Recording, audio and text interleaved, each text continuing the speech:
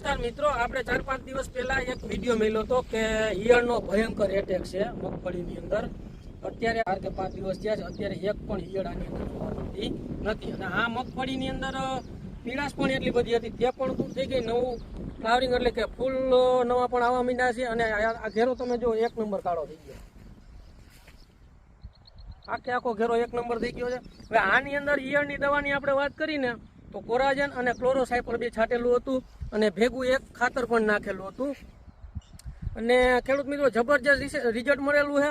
અને હાથી પણ હાકેલું હતું, આની અંદર હાથી આપ્યું છે. અને દવા બે ટ્રીટમેન્ટ ટાઈમ ટુ ટાઈમ થતા મગફળી બહુ જ સારી છે. અને તમે પણ કોઈ પણ ટ્રીટમેન્ટ કરો તો ટાઈમસર કરવી, અને સારામાં સારી કંપનીની હોય તે દવા છાંટવી, અને ટાઈમસર હાથી હાકો એટલે આ બધા પ્રશ્ન દૂર થઈ જાય છે. અને ફ્લાવરિંગ પણ આની અંદર અટાણે ફૂલે એવા ઉગડે છે. આ તમે જુઓ, આ ફ્લાવરિંગની પણ એક દવા નાખી હતી, આની અંદર ફૂલે એવા